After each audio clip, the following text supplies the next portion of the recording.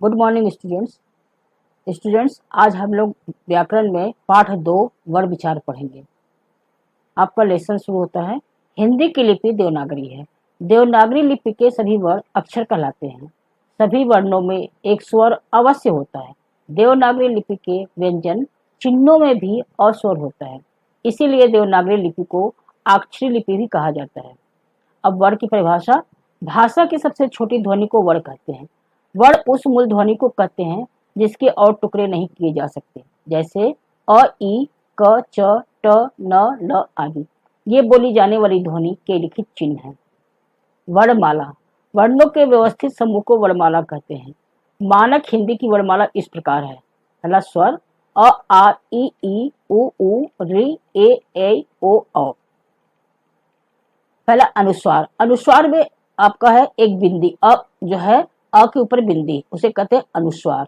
अनुनासिक में अ शब्द के ऊपर चंद्राकार होता है, यानी शब्दों के ऊपर चंद्राकार अनुनासिक कहलाता है। विसर्ग में अह यानी शब्द के बगल में 2 डॉट होते हैं। व्यंजन। व्यंजन जो है इसमें वर्ग होते हैं। क वर्ग, च वर्ग, ट वर्ग, त वर्ग, प वर्ग। क वर्ग में क, ख, ग, घ, अंग। च वर्ग में च, छ, ज, झ, इना। ट वर्ग में ट, ठ, ड, ढ, अड़।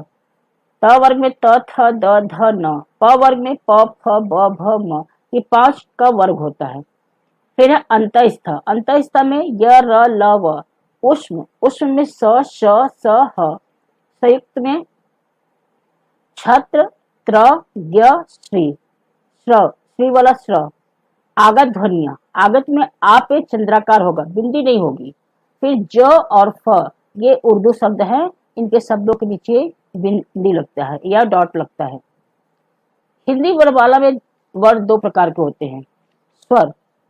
पहला स्वर जिन वर्णों के उच्चारण में मुंह से हवा निकलने में किसी तरह की रुकावट नहीं होती और जिनका उच्चारण बिना किसी दूसरी ध्वनि की सहायता से किया जाता है, उन वर्णों को स्वर कहते हैं। स्वर के भेद। स्वर के को 3 भागों में बांटा गया है। पहला ह्रस्व, दूसरा दीर्घ, तीसरा प्लुत। ह्रस्व का परिभाषा है जिन स्वरों के उच्चारण में कम से कम समय लगता है, अर्थात एक मात्रा काल, उन्हें ह्रस्व कहते हैं। जैसे अ, ई, उ, ऋ। ये संख्या में 4 हैं। दीर्घ स्वर। जिन स्वरों के उच्चारण में ह्रस्व स्वर से दुगना समय लगता है, उसे दीर्घ स्वर कहते हैं। ये संख्या में 7 है। आ, बड़ी ई, बड़ा उ, ए, ऐ, ओ, औ। तीसरा है प्लुत स्वर। जिन स्वरों के उच्चारण में ह्रस्व स्वर से 3 गुना समय लगता है, वे प्लुत स्वर कहलाते हैं। प्लुत स्वर लिखते समय उसके आगे उ का चिन्ह लगा दिया जाता है, जैसे ओम, परंतु इसका प्रयोग हिंदी में बहुत कम होता है। स्वरों का प्रयोग 2 प्रकार से होता है, स्वतंत्र रूप से, मात्रा के रूप में। पहला स्वतंत्र रूप से। स्वरों का शब्द के आदि, मध्य या मूल रूप में प्रयोग किया जाता है, जैसे अमन, आम, इमली, ईख, उल्लू, ऊन, एक, एनक, ओस, औरत, आई, जाइए आदि। मात्रा के रूप में। जब स्वरों का प्रयोग व्यंजनों के साथ मिलाकर करते हैं, तब उनका रूप बदल जाता है, जिन्हें मात्रा कहते हैं। नीचे की तालिका में व्यंजन के साथ स्वरों को मात्रा के रूप में प्रयोग किया जाता है।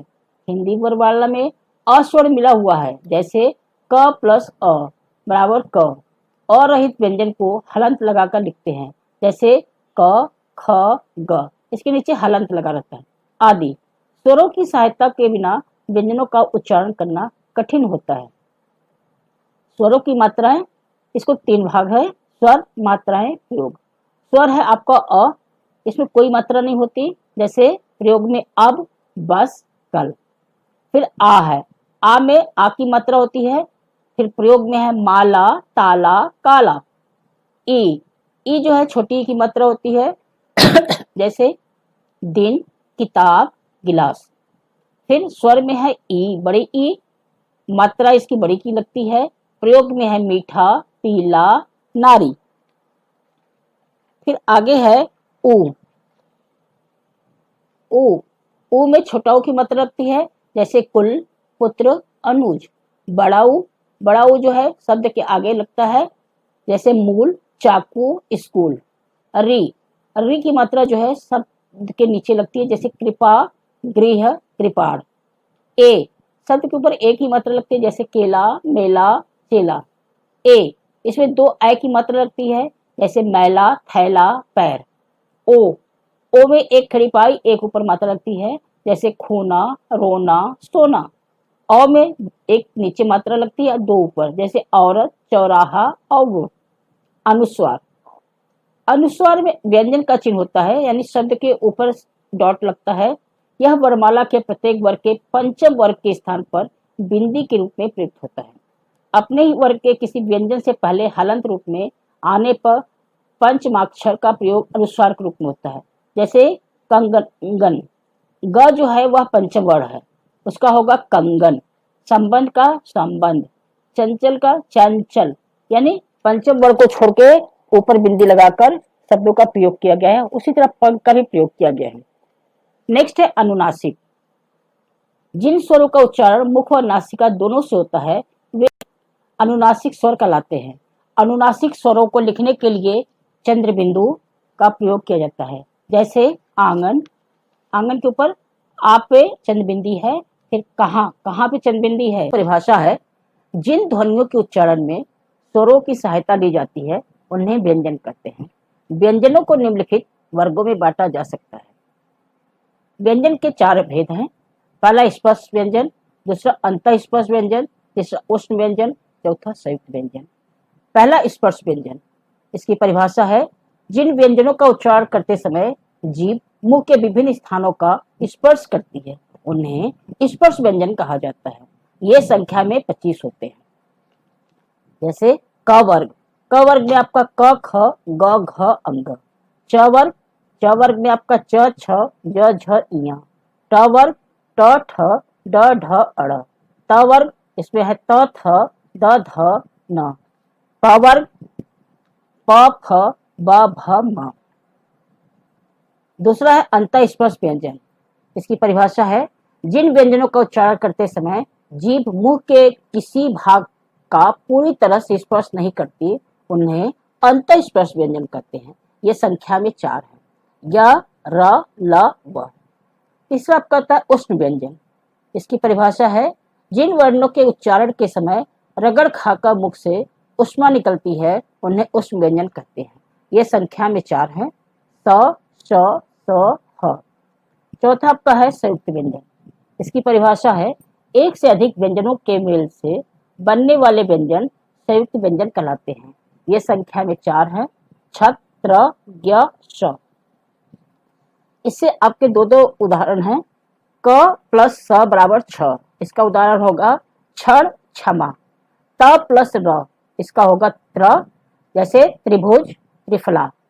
ज प्लस इय, इसका शब्द बनेगा ज्ञ, ज्ञान, ज्ञात। स प्लस र, ये बनेगा श्र, जैसे श्रम, श्रेणी। व्यंजन द्वित, इसकी परिभाषा है, जब कोई स्वर रहित व्यंजन समरूप स्वर सहित व्यंजन से संयुक्त होता है तो उसे द्वित व्यंजन कहते हैं। जैसे च प्लस च, कच्चा, यानी आधा च पूरा च। दूसरा उदाहरण होगा क प्लस क बराबर पक्का। इसके अतिरिक्त भी स्वर रहित व्यंजन जब स्वर युक्त व्यंजन के साथ जुड़ता है तो उसे संयुक्त व्यंजन कहते हैं। संयुक्त व्यंजन 3 रूपों में लिखे जाते हैं। इसी व्यंजन के साथ खड़ी रेखा को पाई कहते हैं। जिन व्यंजनों में खड़ी पाई होती है उन्हें अन्य व्यंजनों के साथ संयुक्त करते समय उनकी पाई हटा देते हैं। जैसे ग प्लस य 11, त प्लस थ पत्थर, त प्लस य स प्लस त स्तुति। सेकंड है घुंडी हटाकर। क और फ वर्णों के बीच में पाई और दूसरी तरफ घुंडी होती है। इन्हें अन्य व्यंजनों के साथ संयुक्त करते समय इनकी घुंडी हटा दी जाती है। जैसे क प्लस त रक्त, क प्लस ल अक्ल, क प्लस क पक्का, फ प्लस त हफ्ता। तीसरा है हलंत, बिना पाई वाले व्यंजन, जैसे छ, ट, ठ, ड, ड़, ह जब किसी व्यंजन से मिलते हैं तो उसे हलंत लगता है तथा जिनसे ये मिलते हैं वह व्यंजन पूरा लिखा जाता है। जैसे द प्लस व द्वारा, द प्लस भ अद्भुत। हिंदी में दो व्यंजन ड और ड़ का प्रयोग भी होता है, जैसे पेड़, घड़ी, सड़क, पड़, सीढ़ी आदि। र के संयुक्त रूप। र के संयोग से सबसे अधिक गलती होती है, अतः इस पर विशेष ध्यान देने की आवश्यकता है। पहला, जब र स्वर रहित होता है, जिसे रेप भी कहते हैं, तो यह अपने से आगे वाले वर्ण के ऊपर लगाया जाता है, जैसे र प्लस व पर्वत, र प्लस म धर्म। सेकंड है, र से पूर्व कोई भी स्वर रहित व्यंजन हो तो र उनके पैरों में लगाया जाता है तथा इसका रूप हलन यह हो जाता है, जैसे क हलन प्लस र क्रम, क प्लस र चक्र, प प्लस र प्रकाश, र प्लस द द्रव्य। तीसरा, ट ड के साथ र का संयोग होने पर र उनके नीचे इस रूप में जुड़ता है, जैसे ट हलन प्लस र ट्रक, ड हलन प्लस र ड्रामा। फोर्थ, श के साथ र का संयोग होने पर श्र हो जाता है, जैसे स हलन प्लस र श्र। इसका उदाहरण होगा श्रम, परिश्रम, श्रमिक। नेक्स्ट है आगत। हिंदी भाषा में दूसरी भाषाओं से अनेक शब्द आ गए हैं, जिनके साथ दूसरी भाषाओं की ध्वनियां भी आ गई हैं, जिन्हें लिखने के लिए पुराने वर्णों पर कुछ चिन्ह लगा दिए जाते हैं, जैसे आ अनुस्वार, बॉल, डॉक्टर आदि, और ज तथा फ, सजा, सफेद आदि। स्टूडेंट्स, आज आपका पाठ यही समाप्त होता है।